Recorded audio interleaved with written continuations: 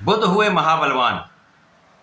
प्रिय दर्शकों, नौ ग्रहों में युवराज बुध 6 जून को अपनी राशि का परिवर्तन कर चुके हैं तथा वर्तमान समय में स्वयं की मिथुन राशि में इनका गोचर प्रारंभ हो चुका है। जैसा कि ज्योतिषीय नियम है, जब भी कोई ग्रह स्वराशि में होता है, अपनी उच्च राशि में होता, तो इसका बल, इसका प्रभाव, उसकी क्षमता में कई सौ गुना वृद्धि हो जाती है तथा वो अत्यंत सकारात्मक प्रभाव देने लगता है।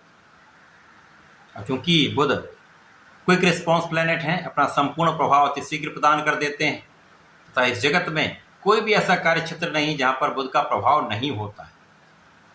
चाहे वो गणनाओं का क्षेत्र हो, नौकरी का भाव हो, व्यापारिक भाव हो। व्यापारिक भाव के तो कारक ही बुध हैं। जहाँ पर वाणी है वहाँ पर बुध है, जहाँ पर बुद्धि है वहाँ पर बुध है, जहाँ पर गणनाएं हैं वहाँ पर बुध हैं।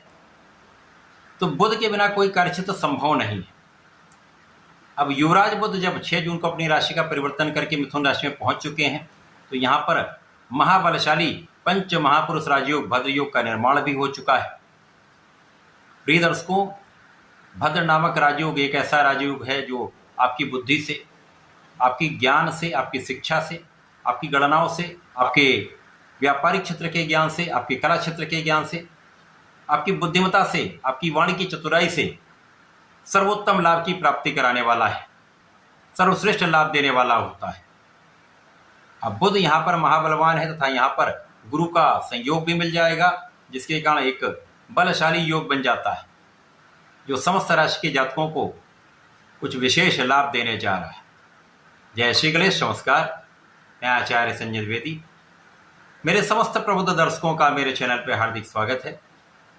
प्रिय दर्शकों, आज मैं वृश्चिक राशि के लिए बुध के इस राशि परिवर्तन का, भद्र नामक राजयोग का, गुरु के साथ संयोग का किस प्रकार का प्रभाव आपको प्राप्त होगा, किन भाव में वृद्धि होगी, समय का आप कितना लाभ ले पाएंगे, अथवा कहीं पर कोई समस्या या अवरोध है तो उसका क्या निराकरण, संपूर्ण विश्लेषण मैं पूर्ण तर्क के साथ करने जा रहा हूं।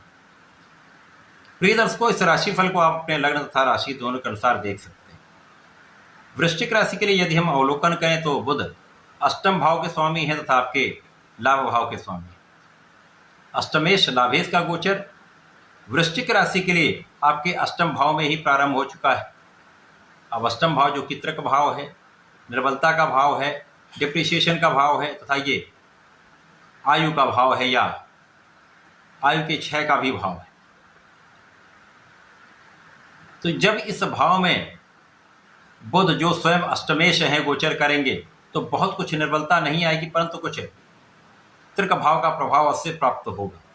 तो यहाँ पर मौसम के कुछ रोग हो सकते हैं, कुछ एलर्जी की समस्याएं हो सकती हैं, कुछ स्किन से संबंधित समस्याएं हो सकती हैं, कुछ खाने पीने के अनियमितता से आपको परेशानियां हो सकती हैं, जहाँ पर आपको अपने स्वास्थ्य का ध्यान रखना चाहिए। बाकी इस समय में आपकी संपूर्ण सुरक्षा होगी, आपकी आयु की भी रक्षा होगी तथा इस समय में आपको अचानक धन प्राप्ति का योग भी बन रहा है।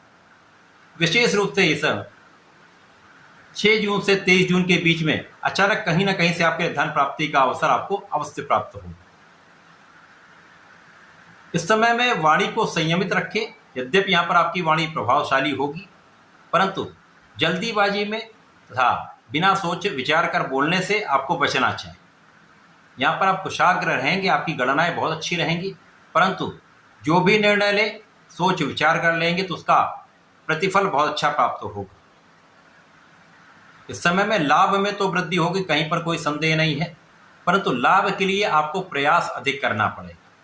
जो भी कार्य आप करते हैं, नौकरी करते हैं, व्यापार करते हैं अथवा किसी प्रोफेशन में हैं, तो आपके अपने परिश्रम को आपको बढ़ाना चाहिए। इस समय यदि आप परिश्रम बढ़ा देंगे, सोच विचार कर, विचारशील होकर कोई कार्य करेंगे तो समस्याएं भी नहीं होंगी। इस समय का आप संपूर्ण उपयोग करके लाभ बढ़ा पाएंगे। इस समय में कुछ कार्य ऐसे हैं जो आपके बनते बनते रह सकते हैं। कुछ समस्याओं से आपके काम में कुछ अवरोध आ सकता है, अतः इस समय में धैर्य रखना चाहिए। इस समय परिवार का संपूर्ण सहयोग आपको प्राप्त होगा, पारिवारिक भाव में वृद्धि अवश्य होगी। इस समय आपको पारिवारिक संपत्ति से भी धन लाभ निश्चित रूप से प्राप्त होगा। इस समय जो आपके प्रयास हैं वो सही दिशा में रहने वाले हैं, यहाँ पर कोई संदेह नहीं है। लेकिन जो रिजल्ट होगा वो आपके मन के अनुसार हो सकता है प्राप्त ना हो पाए।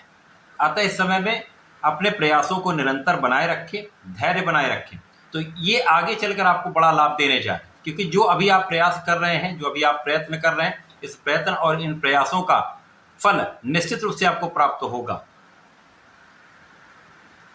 अब क्योंकि यहाँ पर बुध आपके अष्टम भाव में है, लाभ के स्वामी है, गुरु के साथ संयोग बना हुआ भद्र नामक राजयोग है। अब अष्टम भाव का जो भी राजयोग बनता है वो बहुत प्रभावशाली नहीं होता है। किसी भी त्रिक भाव में कोई बड़ा राजयोग बन जाएगा, वो भी इतना प्रभावशाली नहीं होता। परंतु जो आपके अंदर अपना गुण है, आपकी जो बोलने की क्षमता है, आपकी जो लेखन की क्षमता है, जो आपका कला चित्र का ज्ञान है, कहीं ना कहीं कुछ उसमें विशिष्टता अवश्य आएगी। तो इस समय में आप सीखने का प्रयास करें। यदि आप प्रयत्न करते रहते हैं, सीखते रहते हैं, तो इस समय का जो उपयोग आप करेंगे उसका लाभ आपको आगे चलकर अवश्य प्राप्त होगा। इस पूरे समय में कार्य क्षेत्र में निरंतरता बनाए रखें, धन लाभ आपको मिलता रहेगा, धन की निरंतरता आपको प्राप्त होती रहेगी। लेकिन कहीं ना कहीं एक असंतोष की भावना या एक तनाव आपके लिए बना भी रहेगा। अतः इस पूरे समय में आपको नियमित रूप से भगवान सूर्यदेव को जल देना चाहिए। ओम घृणी सूर्याय नमः का जप करते हुए जल दें तो विशेष लाभ प्राप्त होगा। घर के बड़ों का आशीर्वाद लें, पिता का आशीर्वाद लें तथा गुरु का आशीर्वाद लेंगे तो विशेष लाभ आपको प्राप्त होगा। इस समय में यदि आप दूर्वा का अर्पण गणपति महाराज को करते हैं, गणपति जी का शंकर नासन गणेश स्तोत्रम का पाठ कर लेते हैं, तो ये समय आपके कष्टों का निवारण करने वाला भी होगा, आपको आपके जीवन में आगे बढ़ाने वाला भी होगा।